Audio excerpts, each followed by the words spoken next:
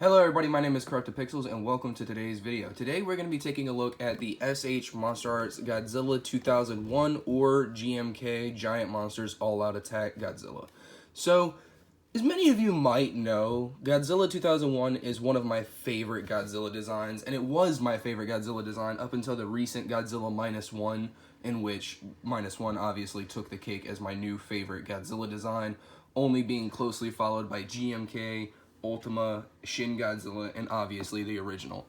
But anyway, let's go ahead and take a look at the box and get this video over with, because I want to tell you guys something at the end of this video that I am very excited to talk about. But anyway, first off, we have S.H.Monsterarts Godzilla 2001, the Godzilla trademark from 2016. So yes, this is an older figure, but this is my first time getting my hands on one because I got lucky and found another cheap one just like Destoroyah, and I went ahead and grabbed it while I had the chance, because usually this guy goes for 200 to 300 bucks. I got him for 120, so I'm not really complaining at all. Right here, we got Godzilla 2001, some great promo shots on the back. Sorry if I'm bobbing the camera a little bit, my arms are resting on the table. And Godzilla 2001 with another nice promo shot. S.H.Monsterarts Godzilla 2001, some nonsense that I can't read. And that's about it for the box. And then obviously, you know, the Bandai, Tamashii Nations, all that. Also, if you guys hear any clicking or music or anything in the background, that's my friend Chase playing my Xbox in the background. He stayed over last night. But anyway, that's enough of the box, and let's have a look at the actual figure itself. You know, I'm not even gonna lie to you. I got this guy a week roughly after I got Godzilla -1, and when I say -1 got sidelined really fast as a figure, I'm not really kidding. Like, I don't know what Bandai was on when they made this guy, but like, this thing is perfect. Like, granted, this hand comes off really easily, and I do find it really weird that instead of having another ball joint like other figure arts may, or not figure arts, other S.H.Monsterarts may have. For instance, let me see if I can find one. I think Heisei Godzilla is one. No, he's not. Oh, man. Of course. Ultima is, I think? Let me check. Let's see. I think Ultima is. Give me your hand back. Thank you. Yeah, so see, if you look at Ultima, the way he has it is he has this wrist joint right here as another point of articulation to help his hand move more. Whereas this guy, it's just for design, I guess. I don't really know what the purpose of having it there is, but I mean, it doesn't take away from it, but it also doesn't help his wrists move a whole lot.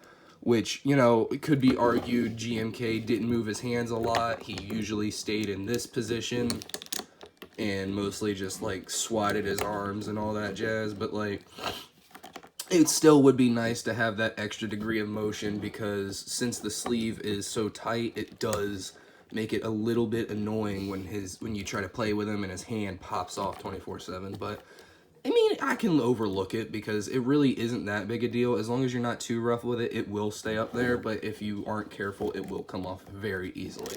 But without all, let's go ahead and move on to the actual meat of this review and look at the design, because wow. I don't know who was the sculptor for this design, but wow, did they do a good job. The amount of detail present in this figure is honestly astonishing. Like, if you had told me this came out this year, I would believe you.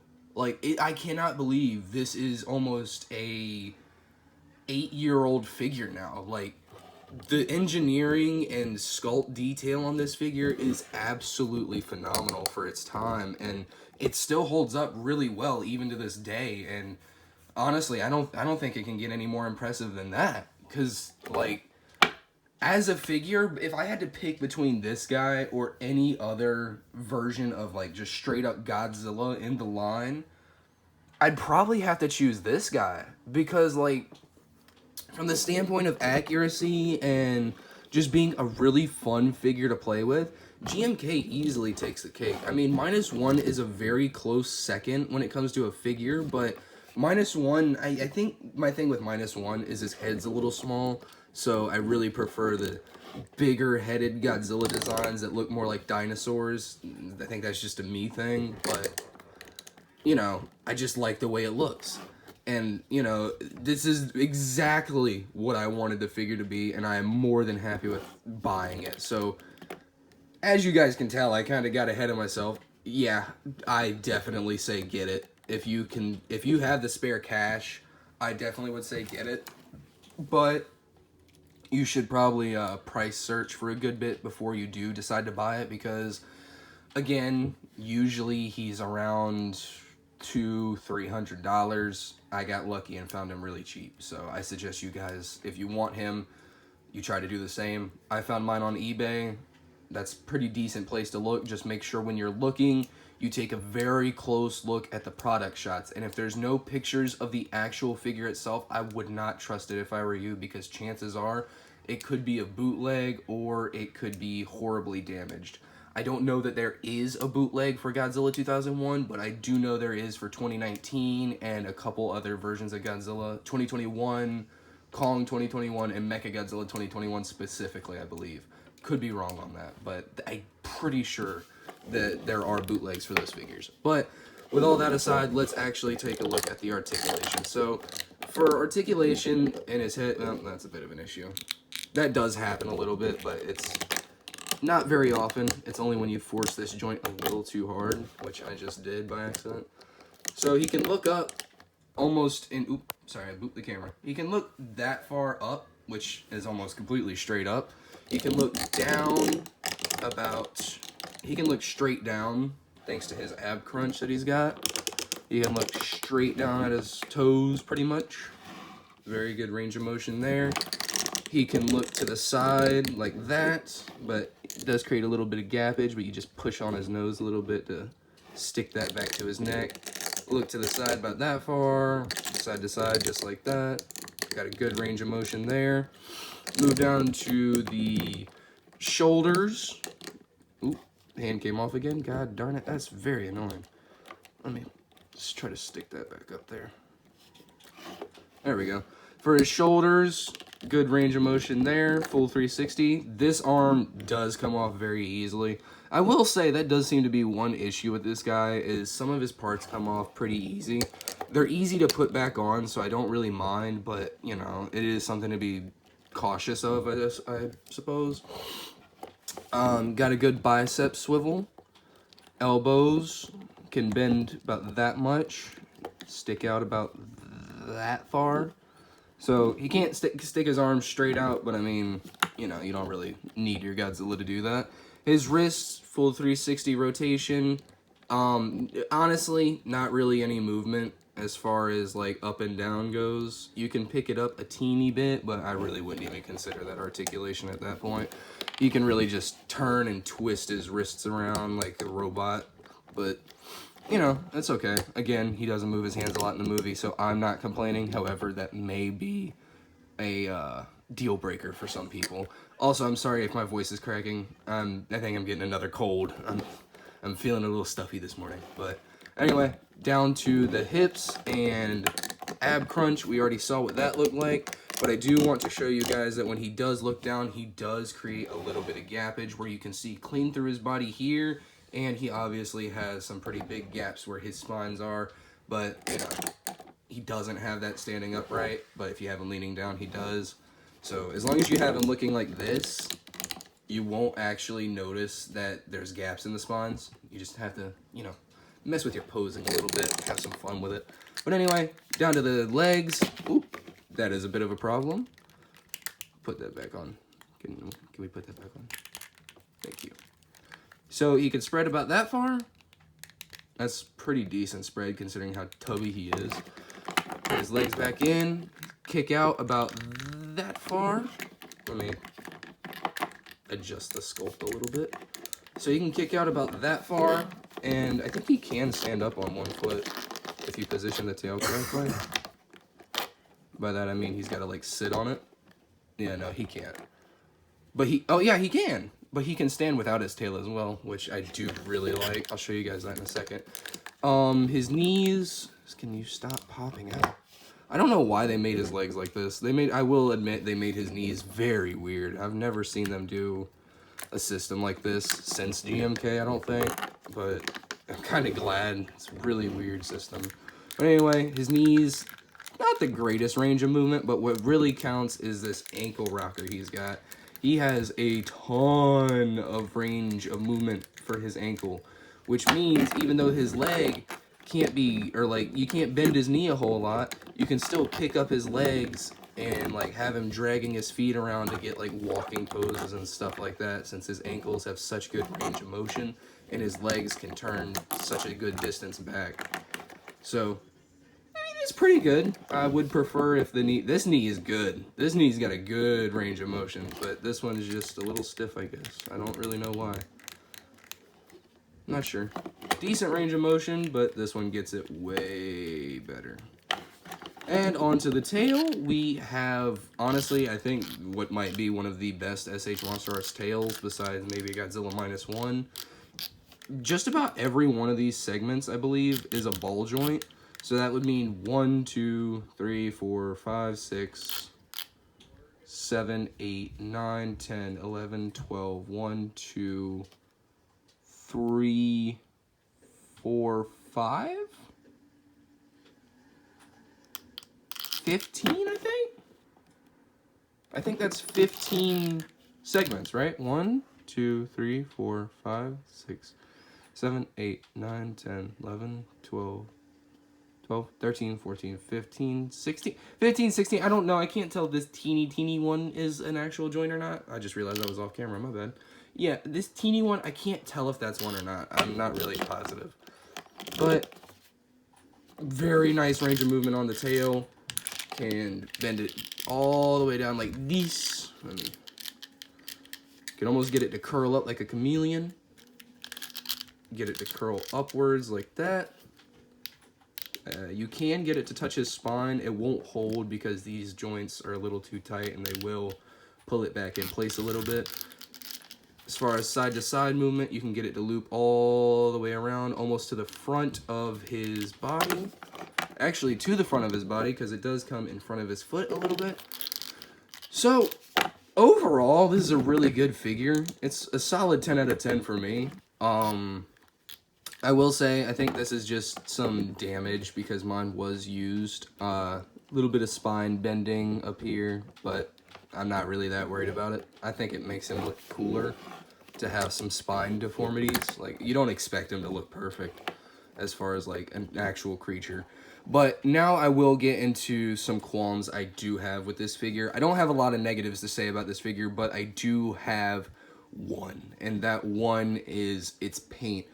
I will say, its paint job is pretty rough, especially when compared to competitors, NECA.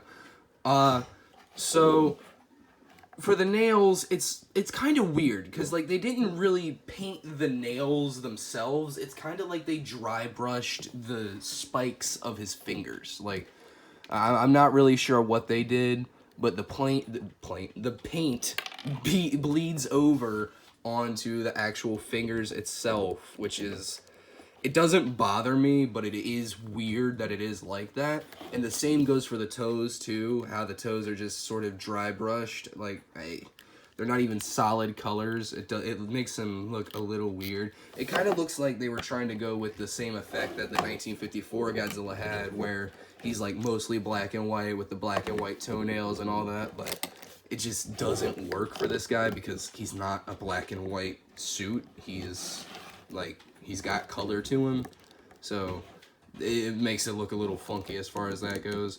But one real issue that I am not a fan of is the way his teeth are painted. I don't know if I'm going to be able to get a good shot of it in this video, but up in here you can actually see where they just did not paint the gums at all, and it's the same exact color as his teeth, which I do find that to be incredibly disappointing. It's almost like the paint was not dried or something from either the base sculpt itself or the gums, and the teeth paint actually melded with both paints, because if you look up at the top where the roots of his teeth are, I don't know if that's intentional or not, but considering it's not on this side as well, I assume it's not. But he's got a black bleed from this tooth all the way back to this tooth, which is very, very annoying. Not game breaking. It's not a deal breaker for me because, again, I love this figure, and really you're not going to be looking that close at its teeth. You're going to have him on a shelf, or you're going to be playing with him in a stop motion. So, I mean, it's not a deal breaker, but it is something to be aware of at the very least. But anyway, on to the size comparison. We have him beside, obviously, the original 1954. I say original, this is the third re-release, I believe. So he sizes up pretty good. 1954 is a bit smaller, which, you know, I know that's not accurate, but I don't mind. I kind of like having 1954 be a little smaller than GMK. I think it looks neat. But aside from 1954, we have the S.H.Monsterarts Godzilla Earth right here, which, if you guys want, let me know in the comments. I might be doing a review on that guy soon. They're about at the same height, it looks, roughly. Godzilla Earth is a lot bigger, like, you know, built-wise. Like, he's built to be a lot bigger than GMK, but their height is about the same, which looks pretty decent. Let's see who next. Here we have the S.H.Monsterarts Godzilla 1989, or Godzilla vs. Biollante. GMK is a little bit taller. I don't hate it, but I don't love it, if that makes sense. I kind of feel like they should be around the same height, but I feel like that's more of an issue on, the Heisei scaling part. The Heisei scaling part rather than the GMK scaling part. But anyway, here we have Godzilla 1994, I believe it is. I don't remember, the box is in the other room. But I believe this is the S.H.Monsterarts Godzilla 1994, or Godzilla versus Space Godzilla. Roughly GMK, again, tiny bit taller, depending on how you have him standing. If you have him standing straight up like I do right now, he's going to be a tiny bit taller than most Godzillas. But, you know, it looks good, at least to me. And then here we have the Hayatoys Godzilla King of the Monsters 2019, which somehow GMK nearly ties height-wise with. Like, I think he does, actually. Yeah. He actually ties with the Hayatoys Godzilla 2019, which, I mean, it's not a bad thing. It looks neat, that stop motion. But anyway, worry about that when that comes out. Now, let's take a look at Godzilla Ultima by S.H.Monsterarts, which we already know he's going to be a lot longer than GMK, but how does he hold up height-wise? Height-wise, Ultima does appear to be ever so slightly taller than GMK, which I kind of vibe with that, because Ultima was pretty large in his final outing in Godzilla Singular Point. And now we have my figure of the year, Godzilla -1 2023. So, as far as these two go, -1 is a good bit shorter, following more in line with that Heisei Godzilla Bio Goji scale, even -1 being a little bit taller than this guy. But he seems to fall in that Heisei size scaling. So, all in all, I gotta say, these two figures right here have to be my favorite figures I've gotten this year. I know Gamera Rebirth was a pretty good figure, and the Hayatoys Godzilla 2019 was also a very phenomenal release. But I also have to give credit where credit is due and acknowledge that despite its flaws, the Godzilla -1 by S.H.Monsterarts is hands down, design-wise and sculpt-wise, one of their best figures to date. Like, just from pure detail and design, like, it's just a phenomenal figure. I don't really know much else they could have done better to make this a better figure besides, you know, not have horrible paint quality control, but that's a topic for a different video. But, like, all in all, this is a genuinely beautiful figure, and GMK Godzilla is honestly the only Godzilla I own right now that I can genuinely say actually rivals Godzilla -1 as being one of my favorite Godzilla figures that I actually own. Like, these two are just phenomenal, from sculpt to articulation. Like, they're just perfect. They're everything that S.H.Monsterarts could and should be. Besides this guy's paint, I do want to reiterate that they definitely did drop the ball on this guy's paint, but you know, we all know that. We've all heard it from all the bigger figure reviews. We know they flunked really hard on -1's paint, but you know, what are you gonna do about it? Nothing we can do. We can just hope that they course correct and will make better choices moving forward. That's what I hope, because I don't want to drop the S.H.Monsterarts line, especially not after seeing this guy, because seeing this guy makes me wonder what other future releases are going to be like. Like, for instance, Showa Megalon, GMK Ghidorah, Mothra, possibly even Baragon one day, I'm hoping. You know, if this is the standard for the GMK line, if they do a GMK line, I am 100% buying every figure that comes out, because this is just genuinely a beautiful figure. And if you have the spare money, I definitely recommend you get it. But also remember that there are a couple issues with the paint. But anyway, guys, if you enjoyed this video, please like and subscribe, and I will see you all in the next video.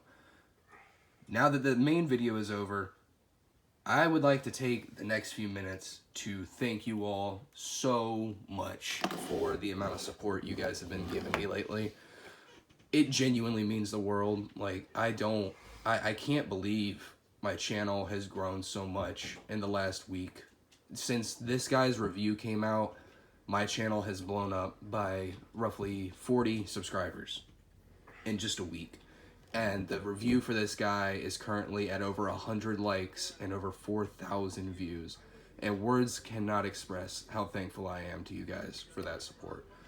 I am so thrilled that I can do this for fun right now. I know I'm gonna have to get a real job soon and all that, but like, as a hobby, this is genuinely fun. I love getting these figures, I love getting on camera and talking about them, and I love playing video games. So I am so thankful to have a community that genuinely enjoys watching me do what I love. That being said, that is where I'm going to end this video. Thank you guys so much for watching. Please like and subscribe, share it around if you want, and I will see you all in the next video. Take it easy.